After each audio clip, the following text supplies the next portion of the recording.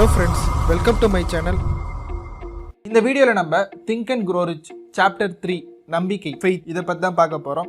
Author இந்த சாப்டர்ல 5 விஷயத்தை பத்தி சொல்லியிருப்பாங்க. ஃபர்ஸ்ட் விஷயம் ஃபெய்த்னா என்ன, செகண்ட் விஷயம் எப்படி நம்பிக்கையை வந்து நீங்க டெவலப் பண்றது, தேர்ட் விஷயம் ஒருவேளை உங்களுக்கு ஒரு விஷயத்து மேல நம்பிக்கை இல்லைன்னா அதை எப்படி மேனுவலாவோ ஆர்டிஃபிஷியலாவோ இன்டியூஸ் பண்றது, ஃபோர்த் விஷயம் அப்படி ஒரு விஷயத்து மேல அதிகமா நம்பிக்கை வைக்கிறதுனால என்னென்ன எஃபெக்ட்ஸ் இருக்கும், அதாவது அட்வான்டேஜ் இருக்கும் டிஸ்அட்வான்டேஜ் இருக்கும், ஃபிஃப்த் விஷயம் உங்களோட நம்பிக்கையை எப்படி பணமா மாத்துறது, அதுக்கு 2 எக்ஸாம்பிள் வச்சு ஆத்தர் சொல்லியிருப்பாங்க. வாங்க வீடியோக்குள்ள போலாம். ஃபர்ஸ்ட் விஷயம் நம்பிக்கை. நம்பிக்கைனா நம்ம எல்லாருக்கும் தெரிஞ்ச ஒரு விஷயம் தான். ஒரு விஷயத்த நம்ம நம்புவோம். சமுதாயம் நம்ம மேல இம்போஸ் பண்ண விஷயமாவும் இருக்கலாம், இல்ல சின்ன வயசுல இருந்து நம்ம அப்பா அம்மா நம்ம சொசைட்டி நம்ம கிட்ட சொன்ன விஷயமாவும் இருக்கலாம். இது பெரும்பாலுமா மற்றவங்க நம்ம கிட்ட சொன்ன விஷயம் நம்ம சப்கான்ஷியஸ் மைண்டை இன்ஃப்ளூயன்ஸ் பண்ணி நம்ம அந்த விஷயத்து மேல நம்பிக்கை வச்சிருப்போம். இன்னும் கரெக்டா சொல்லணும்னா ஃபெய்த்னா ஸ்டேட் ஆஃப் மைண்ட். ஒரு விஷயத்துல உங்க மனசோட நிலைப்பாடு எப்படி இருக்கு அதை தான் நம்ம ஃபெய்த்னு சொல்லலாம். நான் ஏன் இப்போ ஃபெய்த்தை பற்றி தெரிஞ்சுக்கணும் அப்படின்ற அடுத்த கேள்வி வந்து உங்களுக்கு வரலாம். நம்ம இதுக்கு முன்னாடி பேசின 15 ஸ்டெப் சக்ஸஸ் ஃபார்முலாவில் தேர்ட் ஸ்டெப் வந்து ஃபெய்த்து தான். நீங்கள் எந்த விஷயம் செஞ்சாலும் சரி அந்த விஷயத்த நீங்கள் அளவுக்கு அதிகமான நம்பிக்கையோடு செஞ்சால் மட்டும்தான் உங்களால் அதை அட்டைன் பண்ண முடியும். ஏன் அப்படி செய்யணும், அப்படி செய்கிறதுனால என்ன யூஸ் இருக்குது அப்படின்னு கேட்கலாம். ஸோ ஃபெய்த், லவ், செக்ஸ், ஹியூமனோட ரொம்பவே பவர்ஃபுல்லான எமோஷன் பார்த்தீங்கன்னா இது 3 தான். இந்த 3ஐயும் நீங்கள் கரெக்டான வழியில் யூஸ் பண்ணீங்க அப்படின்னா நீங்கள் எந்த விஷயத்தை வேணால் அச்சீவ் பண்ணலாம். மீதி 2 பற்றி நம்ம வரப்போகிற சாப்டரில் பார்ப்போம். இந்த சாப்டரில் வெறும் ஃபெய்த்தை மட்டும் யூஸ் பண்ணி எப்படி சக்ஸஸ் அட்டைன் பண்ணுறது அப்படின்றத நம்ம பார்ப்போம். நார்மலாக நீங்கள் ஒரு விஷயத்தை பற்றி யோசிக்கிறீங்க அப்படின்னா அப்போ உங்கள் பிரெயினோட ஃப்ரீக்குவன்சி வந்து நார்மலாக இருக்கும். இதுவே ஒரு விஷயத்த நீங்கள் ஒரு பர்னிங் டிசையரோட போன சாப்டரில் சொன்ன மாதிரி ஒரு அதிகமாக ஒரு நம்பிக்கையோடு நீங்கள் யோசிக்கிறீங்க, அதோட ஃப்ரீக்குவன்சி வந்து ரொம்பவே இன்டென்ஸாக இருக்கும். இன்னும் சிம்பிளாக சொல்லணும்னா நீங்கள் நார்மலாக யோசிக்கிறத விட ஒரு எமோஷனை கூட மிக்ஸ் பண்ணி யோசிக்கிறீங்கன்னா அந்த பிரெயின் வேவோட ஃப்ரீக்குவன்சி வந்து ரொம்பவே இன்டென்ஸாக இருக்கும். உங்கள் பிரெயின் வேவோட ஃப்ரீக்குவன்சி இன்டென்ஸாக இருக்கும் போது அதுக்கான ரிசல்ட்ஸை வந்து நீங்கள் ரொம்ப சீக்கிரமாக அட்ராக்ட் பண்ணுவீங்க. இதுதான் வந்து கான்செப்ட். நிறைய பேருக்கு இந்த கான்செப்ட் புதுசாக இருக்கலாம், ஆர் இதை ஃபஸ்ட் டைம் கேட்கும் போது கொஞ்சம் சைல்டிஷாக இருக்கலாம். ஆனால் இதை நீங்கள் எக்ஸ்பீரியன்ஸ் பண்ணி பார்த்தீங்கன்னா உங்களுக்கு இந்த கான்செப்ட் எவ்வளோ உண்மை அப்படின்னு புரியும். ஆத்தர் இந்த சாப்டரில் இன்ஃபைனைட் இன்டெலிஜென்ஸை பற்றி சொல்கிறாங்க. அதாவது நம்ம சயின்ஸால் எக்ஸ்பிளைன் பண்ண முடியாத நேச்சரோட லா தான் இந்த இன்ஃபைனைட் இன்டெலிஜென்ஸ். இன்னும் கரெக்டாக சொல்லணும்னா ஆல்பர்ட் ஐன்ஸ்டீன் வந்து சொல்லியிருப்பாங்க, imagination is more important then knowledge because knowledge is limited, imagination is unlimited. நீங்கள் யோசிக்கிற ஒரு விஷயம் பார்த்தீங்கன்னா அதுக்கு பவுண்டரியே கிடையாது. உங்களோட கற்பனை தான் எல்லை அப்படின்வாங்க, ஆனால் கற்பனைக்கு எல்லையே கிடையாது. நீங்கள் எந்த விஷயத்தை வேணால் யோசிக்கலாம். பட் உங்கள் நாலேஜுக்கு வந்து ஒரு லிமிட் இருக்குது. உங்கள் நாலேஜுன்ற ஒரு விஷயம் வந்து அடுத்தவங்க நம்மளுக்கு சொல்லி கொடுத்ததா இருக்கும், இல்லை நம்ம தெரிஞ்சுக்கிட்டதா இருக்கும், இல்லை நம்ம கண்டுபிடிச்ச ஒரு விஷயமா இருக்கும். இந்த 3 தான் இருக்கும். பட் இமேஜினேஷனுக்கு அந்த மாதிரி கிடையவே கிடையாது.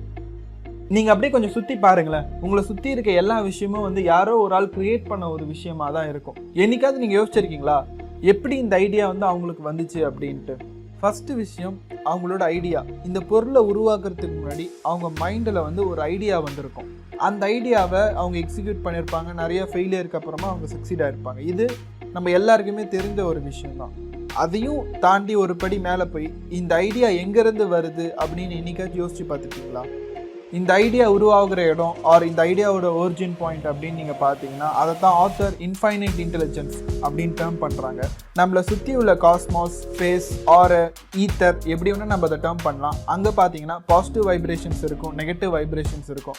நான் ஏற்கனவே சொன்ன மாதிரி நம்ம பிரெயின் வந்து ஒரு டியூனிங் டிவைஸ் மாதிரி, கிட்டத்தட்ட ஒரு ரேடியோ மாதிரின்னு வச்சுக்கலாமே. நம்ம பிரெயினில் நம்ம எந்த ஃப்ரீக்குவன்சியை செட் பண்ணுறோமோ அந்த ஃப்ரீக்குவன்சியை நம்ம அட்ராக்ட் பண்ணுவோம். ஸோ இந்த அடுத்த கேள்வி, இந்த ஃப்ரீக்வன்சி எப்படி செட் பண்ணுறது அப்படின்னு வரும். இந்த இடத்துல தான் நீங்கள் வந்து faith or love or sex இந்த 3த்துல ஏதாவது ஒரு எமோஷனை யூஸ் பண்ணி தான் நீங்கள் அந்த ஃப்ரீக்வன்சியை செட் பண்ண முடியும்.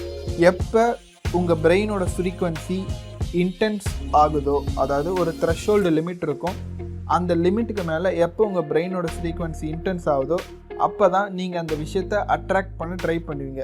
நீங்கள் நினச்சிக்கிட்டே இருக்கும்போது ஒரு ஸ்டேஜுக்கு மேலே உங்களோட எமோஷன் வந்து அந்த தாட் கூட மிக்ஸ் ஆகி பிளெண்ட் ஆகி ஆக்ட் ஆக ஆரம்பிக்கும். அப்போ உங்கள் தாட் வந்து இன்டென்ஸாக மாறும். கொஞ்ச நாள் உங்கள் தாட்ஸ் வந்து அந்த இன்டென்ஸான ஸ்டேட்லேயே இருக்கும். அதுக்கப்புறமா டியூன் ஆகி இன்ஃபைனைட் இன்டெலிஜென்ஸில் இருந்து அந்த விஷயத்தை அட்ராக்ட் பண்ண ஆரம்பிப்போம். இதுதான் ஆத்தர் சொல்கிற விஷயம். இதை புரிஞ்சிக்க கொஞ்சம் கஷ்டமாக தான் இருக்கும். பட் இப்போ நான் சொன்ன கான்செப்ட் மட்டும் லைட்டாக மைண்டில் வச்சுக்கோங்க.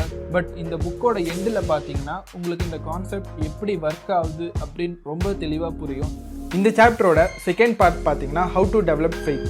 உங்களுக்கு நம்பிக்கை இல்லாத ஒரு விஷயத்து மேலே எப்படி ஃபெய்த்தை நீங்கள் டெவலப் பண்ணிக்கலாம், ஆர் ஏற்கனவே இருக்கிற ஒரு நம்பிக்கையை உடச்சி எப்படி புது நம்பிக்கையை உருவாக்கலாம் அப்படின்னு நம்ம பார்ப்போம். ஃபார் எக்ஸாம்பிள், நீங்கள் வந்து பணம் சம்பாதிக்கிறது தப்பு, பணக்காரங்கெல்லாம் கெட்டவங்க, பணம் மரத்திலேயே காய்க்குது அப்படின்னு ஒரு நம்பிக்கையில் இருந்தீங்க அப்படின்னா, நீங்கள் என்ன தான் பணத்தை பற்றி யோசிச்சுட்டே இருந்தாலும், பணம் வேணும்னு ஒரு பேர்னிங் டிசைர் இருந்தாலும் உங்களோட நம்பிக்கை வந்து அதுக்கு நேர்மாறாக இருக்குது. அப்போ உங்களால் அந்த பணத்தை வந்து அட்ராக்ட் பண்ண முடியாது. சிம்பிளாக சொல்லணும்னா, அப்போ ஏற்கனவே இருக்கிற பணத்தை பற்றின உங்கள் நம்பிக்கையை உடச்சி புது நம்பிக்கையை வர வச்சா மட்டும்தான் உங்களால் ஈஸியாக சம்பாதிக்க முடியும், ஆர் பணத்தை அட்ராக்ட் பண்ண முடியும். இந்த இன்ஃபைனைட் இன்டெலிஜென்ஸ் பற்றி சொன்னோம்ல, அதில் ரொம்பவே முக்கியமான ஒரு விஷயம் பார்த்தீங்கன்னா, இன்ஃபைனைட் இன்டெலிஜென்ஸில் நீங்கள் என்ன கேட்டாலும் அது வந்து உங்களுக்கு கிடைக்கும். பட் நீங்கள் கேட்குறது எப்படி கேட்பீங்கன்னா, உங்கள் சப்கான்ஷியஸ் மைண்டில் இருக்க டாமினன்ட் தாட் மூலமாக தான் நீங்கள் கேட்பீங்க. அது எப்படி ஒரு விஷயத்தை சப்கான்ஷியஸ் மைண்டில் டாமினன்ட் தாட்டாக கொண்டு வருது அப்படின்ற கேள்வி உங்கள் மனசில் வரலாம். ஃபர்ஸ்ட்டு, உங்கள் கான்ஷியஸ் மைண்டில் ஒரு விஷயம் டாமினண்ட்டாக இருந்தால் தான் அது சப்கான்ஷியஸ் மைண்டுக்குள்ளே என்டரே ஆக முடியும். அது சப்கான்ஷியஸ் மைண்டில் என்டர் ஆகி அதுக்கப்புறம் சப்கான்ஷியஸ் மைண்டில் டாமினன்ட் ஆகணும். அப்படி டாமினன்ட் ஆனால் தான் அந்த விஷயத்தை நீங்கள் இன்ஃபைனைட் இன்டெலிஜென்ஸ் வந்து அட்ராக்ட் பண்ண முடியும். நீங்கள் ஒரு விஷயத்தை உங்கள் கான்ஷியஸ் மைண்டில் டாமினண்ட்டாக கொண்டு வரணும்னா ஃபஸ்ட்டு உங்களுக்கு அந்த விஷயத்து மேலே நம்பிக்கை வரணும். ஏன்னா நீங்கள் ஒரு விஷயத்தை நம்ப மாட்டீங்க அப்படின்னா, இப்போ ஃபார் எக்ஸாம்பிள் இன்ஃபைனைட் இன்டெலிஜென்ஸ் கான்செப்டே நம்ம எடுத்துப்போமே, ஃபஸ்ட் டைம் நீங்கள் அதை இது பண்ணும்போது உங்களுக்கு ஒன்றும் அது மேலே பெருசாக நம்பிக்கை வராது. இந்த கான்செப்டை நீங்கள் இப்போ தான் ஃபஸ்ட் டைம் கேட்குறீங்கன்னா உங்களுக்கு அது மேலே பெருசாக நம்பிக்கை இருக்காது. ஏன்னா இது வரைக்கும் நீங்கள் எக்ஸ்பீரியன்ஸ் பண்ண விஷயமோ, இது வரைக்கும் உங்களுக்கு தெரிஞ்ச விஷயமோ வந்து வேறு மாதிரி இருக்கும். அதனால் இந்த புது விஷயத்து மேலே உங்களுக்கு நம்பிக்கை வராது.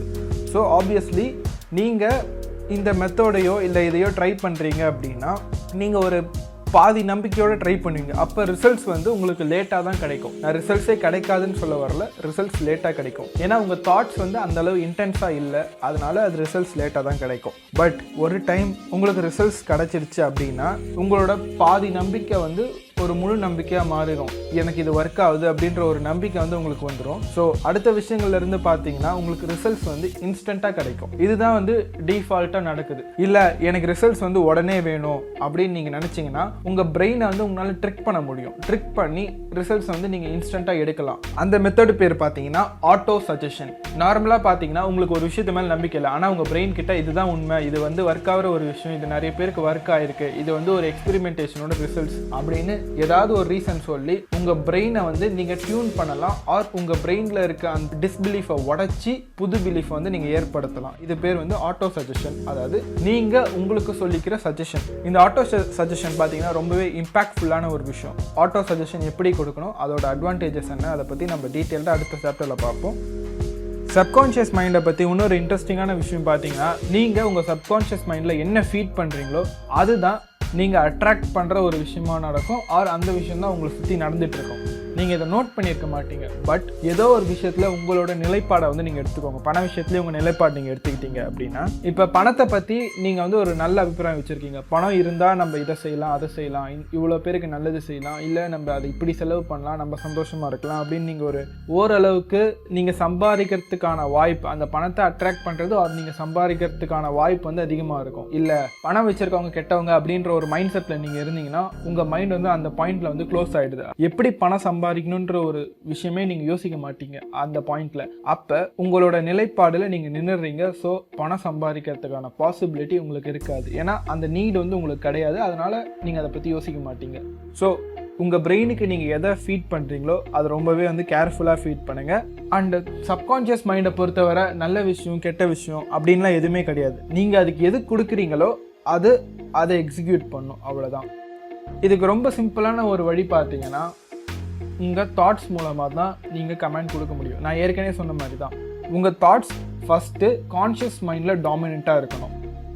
அது கான்ஷியஸ் மைண்டோட டாமினன்ட் தாட்டாக இருந்தால் மட்டும்தான் சப்கான்ஷியஸ் மைண்டுக்குள்ளே என்டரே ஆக முடியும். என்டர் ஆகிட்டு சப்கான்ஷியஸ் மைண்டில் அந்த தாட் வந்து டாமினன்ட் ஆகணும். அந்த தாட்டை வந்து ஆட்டோ சஜஷன் மூலமாக கான்ஷியஸ் மைண்டில் டாமினன்ட் ஆக்கி சப்கான்ஷியஸ் மைண்டு வரைக்கும் நம்மளால் என்ட்ரு ஆக்க முடியும். அது சப்கான்ஷியஸ் மைண்டில் என்ட்ரு ஆகி சப்கான்ஷியஸ் மைண்டில் டாமினன்ட் ஆகணும்னா நம்மளுக்கு எமோஷன்ஸ் அப்படின்ற ஒரு விஷயம் வந்து தேவைப்படுது. நம்ம தாட்ஸ் ப்ளஸ் நம்மளோட எமோஷன்ஸ் ஆர் நம்மளோட ஃபீலிங்ஸ் வந்து அந்த தாட்ஸோட அசோசியேட் ஆகிருக்குன்னா அது சப்கான்ஷியஸ் மைண்டில் டாமினன்ட் ஆகும். நீங்கள் வந்து பிளெயினாக ஒரு எமோஷனே இல்லாமல் நானும் பணம் சம்பாதிக்கணும் அப்படின்னு பணம் சம்பாதிக்கணும்னு நினச்சிக்கிட்டே இருக்கீங்க அப்படின்னா உங்களால் பணம் சம்பாதிக்க முடியாது. ஏன்னா அதுக்கு ஒரு எமோஷ்னல் பேக்ரவுண்ட் கிடையாது, ஒரு எமோஷ்னல் பேக்கப் கிடையாது. அதுவே இந்த வருஷத்துக்குள்ளே நான் இவ்வளோ பணம் சம்பாதிச்சாதான் என்னால் என் குடும்பத்தை காப்பாற்ற முடியும், இவங்களுக்காக நான் இதை பண்ண முடியும், இதை செய்ய முடியும் அப்படின்ற ஒரு மைண்ட் செட்டில் நீங்கள் இருக்கீங்கன்னா அந்த எமோஷ்னல் பூஸ்ட் வந்து இந்த தாட் கூட மிக்ஸ் ஆகி அந்த தாட்டை வந்து ஒரு மேக்னெட்டிக் தாட்டாக வந்து அந்த மேக்னெட்டிக் தாட் தான் சப்கான்ஷியஸ் மைண்டில் டாமினன்ட் ஆகி அதுக்கு தேவையான விஷயங்களை வந்து அதை அட்ராக்ட் பண்ணும். எமோஷன்ஸ் அப்படின்னு எடுத்துக்கிட்டிங்கன்னா நிறையாவே எமோஷன்ஸ் இருக்குது. பாசிட்டிவ் எமோஷன்ஸும் இருக்குது, நெகட்டிவ் எமோஷன்ஸும் இருக்குது. ஸோ ரொம்பவே பவர்ஃபுல்லான 3 பாசிட்டிவ் எமோஷன்ஸ் பார்த்தீங்கன்னா லவ், ஃபெய்த், செக்ஸ். இந்த 3 தான் மனுஷங்களுக்கு இருக்கிறதுலே ரொம்ப பாசிட்டிவான ஒரு விஷயம். இந்த 3 எமோஷனோட நீங்கள் மிக்ஸ் பண்ணி ஒரு தாட்டை பற்றி யோசிக்கும் போது அதோட ரேட் ஆஃப் வைப்ரேஷன் வந்து ரொம்பவே அதிகமாக இருக்கும். அந்த ரேட் ஆஃப் வைப்ரேஷனால் நீங்கள் எப்படி ஃபீல் பண்ணிங்கன்னா உடனே ஆக்ட் பண்ணணும் அப்படின்ற ஒரு ஃபீலிங் இருக்கும். இதே விஷயம் நெகட்டிவ் எமோஷன்ஸுக்கும் வந்து possible. For example bad luck, misfortune அப்படின்னு சொல்லலாம். சில பேர் பார்த்தீங்கன்னா அவங்க இந்த டைமில் எது செஞ்சாலும் அது வீணாயிடும், இந்த டைமில் எது செஞ்சாலும் அது உருப்படாது அப்படின்ற ஒரு மைண்ட் செட்டில் இருப்பாங்க. அவங்க என்ன நினச்சிட்டு இருப்பாங்கன்னா அவங்களோட பாஸ்ட் எக்ஸ்பீரியன்ஸில் அந்த விஷயம்லாம் நடந்ததுனால அவங்க மைண்ட் செட் இப்படி இருக்குன்னு நினச்சிட்டு இருப்பாங்க. ஆனால் ரியாலிட்டி பார்த்தீங்கன்னா அவங்க மைண்ட் செட் இப்படி இருக்கிறதுனால தான் அவங்களோட எக்ஸ்பீரியன்ஸும் அந்த மாதிரி இருக்குது. சப்போஸ் உங்களுக்கு அந்த மாதிரி ஒரு நெகட்டிவ் மைண்ட் செட்டோ இல்லை நீங்கள் ஒரு விஷயத்தில் நெகட்டிவாக இருக்கீங்களோன்னு நினச்சிங்கன்னா அதை பற்றி ஃபீல் பண்ணாதீங்க. ஏன்னா ஆட்டோ சஜஷனை யூஸ் பண்ணி உங்களால் அந்த விஷயத்தை வந்து பாசிட்டிவாக மாற்ற முடியும்னு தெரிஞ்சுக்கோங்க. நீங்கள் ஒரு விஷயத்தை இந்த மாதிரி ப்ராக்டிஸ் பண்ணி சக்ஸஸ் ஆக்கிட்டீங்க அப்படின்னா உங்களுக்கு உங்கள் மேலே நம்பிக்கை வந்துடும். அதாவது நம்ம இன்டியூஸ் பண்ண நம்பிக்கை ஃபஸ்ட் டைம் நம்ம இன்டியூஸ் பண்ணுவோம், செகண்ட் டைம் நீங்கள் அதை உண்மையாக்கிட்டீங்கன்னா செகண்ட் டைம் வந்து உங்களுக்கு இன்டியூஸ் பண்ணாமையே உங்கள் மேலே நம்பிக்கை வந்துடும், நம்மளால் சாதிக்க முடியும் அப்படின்ற ஒரு நம்பிக்கை. அதுக்கப்புறம் நீங்கள் இதை பண்ணிக்கிட்டே இருப்பீங்க. ஸோ இதை தான் கோட் பண்ணுவாங்க, fake it till you make it. So என்ன பண்ணாலும் சரி நீங்கள் உங்கள் தாட்ஸ் மேலே ஒரு நம்பிக்கை வச்சு அதை செய்யுங்க. இதுக்கு பெஸ்ட் எக்ஸாம்பிள் பார்த்தீங்கன்னா அப்ரஹாம் லிங்கனை சொல்லலாம். 40 வயசு வரைக்கும் நிறைய விஷயங்களில் ஃபெயிலியரான ஒரு பர்சன் 40 வயசுக்கு மேலே நினச்சி பார்க்க முடியாத ஒரு விஷயங்களை சாதிச்சார். அப்படி அந்த 40 வயசில் என்ன நடந்துச்சு அப்படின்னு நீங்கள் போய் பார்த்தீங்கன்னா அந்த இடத்துல ஆனி ரெட்லெஜ் அப்படின்ற ஒரு பொண்ணு வருவாங்க. ஆனி ரெட்லெஜை வந்து அப்ரஹாம் லிங்கன் ட்ரூவாக லவ் பண்ணாங்க.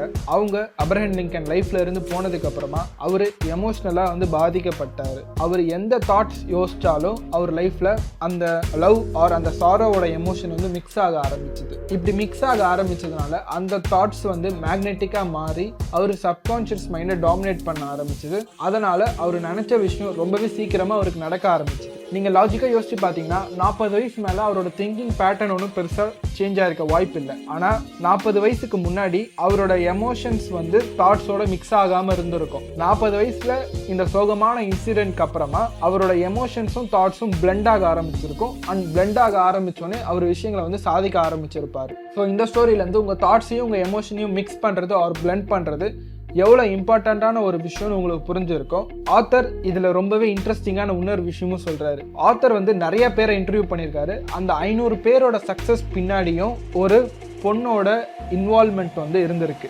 டைரக்டாவோ இல்லை இன்டைரக்டாவோ இருந்திருக்கு. செகண்ட் எக்ஸாம்பிள் பார்த்தீங்கன்னா மகாத்மா காந்திஜி. அதாவது ஒரு நார்மலான குஜராத்தில் இருக்கிற ஒரு ஆள், எந்த ஒரு பணபலமும் இல்லாமல், எந்த ஒரு ஆர்மியும் இல்லாமல், எந்த ஒரு பொலிட்டிக்கல் பவரும் இல்லாமல் அவர் சாதித்த ஒரு விஷயங்களை பார்த்தீங்கன்னா எக்ஸ்ட்ராடினரியாக இருக்கும். 20 கோடி மக்களோட மனசில் ஒரு எண்ணத்தை விதைச்சி அவங்க எல்லாரையும் ஒரு மனதாக ஒரு டைரக்ஷனில் மூவ் பண்ண ஒரு ஆள்னா காந்தியை நம்ம சொல்லலாம். அவர் எப்படி இதை சாதிச்சார் அப்படின்னு பார்த்தீங்கன்னா சிம்பிளாக சொல்லணும்னா பிரின்சிபல் ஆஃப் ஃபெய்த், நம்பிக்கை அப்படின்ற ஒரு விஷயத்தை மட்டுமே வச்சு அவர் இவ்வளோ பெரிய ஃப்ளீட் அச்சீவ் பண்ணியிருக்காரு.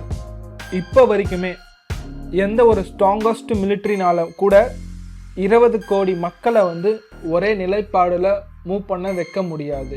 நம்பிக்கை அப்படின்ற ஒரு விஷயத்த மட்டுமே வச்சு அவர் இவ்வளோ பெரிய விஷயங்களை வந்து சாதிச்சிருக்காரு. அதாவது அவரோட நம்பிக்கை என்ன நடந்தாலும் சரி, நம்ம வந்து அஹிம்சை வழியில தான் வந்து போராடணும், நம்ம வந்து வைலன்ஸை வந்து கையில் இடக்கூடாது, நம்ம வந்து நான் வைலன்ஸ் வழியில தான் போராடணும் அப்படின்ற ஒரு நம்பிக்கை 20 கோடி மக்களோட மனசுல வந்து விதையா வந்து அவர் விதைச்சாரு. இப்போ வரைக்கும் நம்ம அதை ஃபாலோ பண்ணிக்கிட்டு தான் இருக்கோம். இந்தியா இப்பயும் பீஸ் லவ்விங் கண்ட்ரி தான். எந்த ஒரு ஸ்ட்ராங்கஸ்ட் மிலிட்ரினால கூட முடியாத ஒரு விஷயத்த ஒரு தனி ஆள் வெறும் நம்பிக்கையை மட்டுமே வச்சு சாதிச்சிருக்காரு.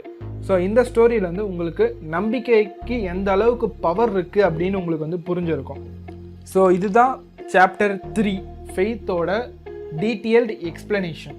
நீங்கள் இந்த புக்கை வாங்கணும்னு நினச்சிங்கன்னா டெஸ்கிரிப்ஷனில் இருக்க லிங்கை யூஸ் பண்ணி வாங்கிக்கலாம். இதில் எந்த விஷயமாவது உங்களுக்கு புரியாமல் இருக்குது ஆர் இன்னும் ஃபர்தராக அதில் இன்ஃபர்மேஷன் தேவை அப்படின்னா கீழே கமெண்ட்டில் சொல்லுங்கள். என்னால் முடிஞ்ச அளவுக்கு சீக்கிரமாக அதில் ஒரு வீடியோ ரெடி பண்ணி உங்ககிட்ட நான் ஷேர் பண்ணுறேன். Thank you for your time.